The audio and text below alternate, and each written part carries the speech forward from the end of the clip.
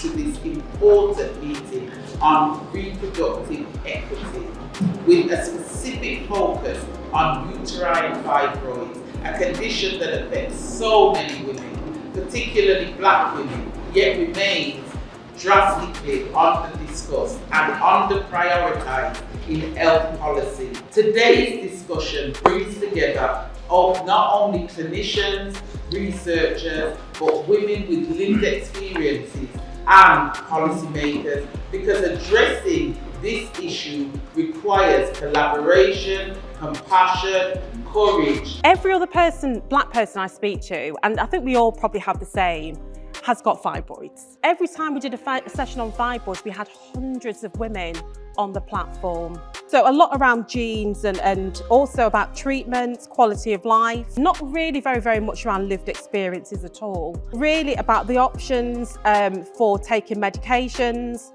the different surgery. So they talked a bit about that. So we want to get that recognised. We want to improve awareness. We also want for doctors and nurses to provide care that respects our cultural backgrounds and individual needs. It just goes to explain that fibroids can stem from having no symptoms at all to having major symptoms.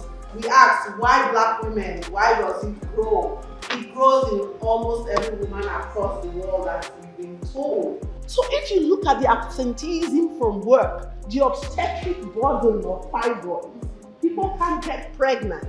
Pregnancies are lost early. We spend money on preterm deliveries in neonatal units trying to cater for babies who came out early because they were sharing the wombs with fibroids. Nurses, midwives, pharmacists, healthcare training, there is already a bias.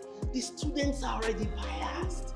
I am an educationist. I have an MS in clinical education. I work with prompts. So I can't tell you. The curriculum content we need to do something about.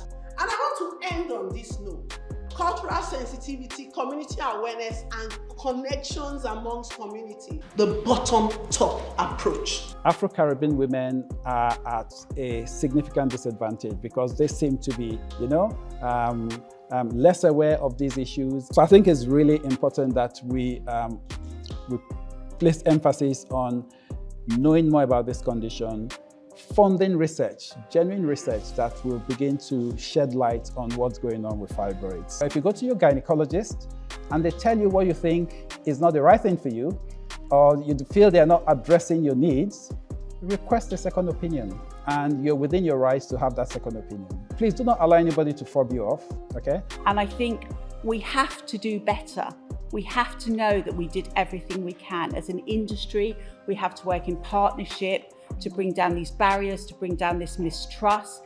We have to make sure that new innovations that are coming, and there are new innovations, less invasive innovations, we have to make sure that there's enough information for Black women to feel comfortable that those products are going to work for them. I was admitted with dizziness, chest pain, breathlessness. My body was screaming. The scans at that point revealed fibroids.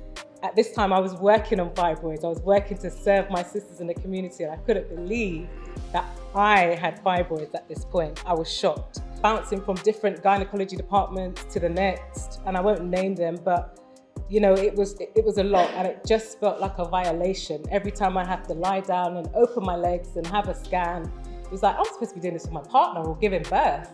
It had an impact on my sexual intimacy. It still does up to this day. If I could leave a message with this room, is to the NHS, to public health leaders, to listen to women, to invest in culturally safe care, make space for community knowledge, which Dr. has already said earlier, but also bring our grandmothers into the room. The government refused to do genetic testing because they thought that genetic testing is not cost effective.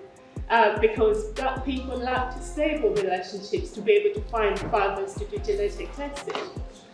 And also Black people would not understand the results of the genetic testing. But for me also, what's really frustrating is that there is a poor clarification of which treatment practitioners are giving to which people and why. You have campaigns for prostate cancer, you have campaigns for breast cancer, diabetes, heart disease and so on. Why not for fibroids? Massive thanks everyone for being here. Please make sure you can share some comments. And we're going to do a group photograph.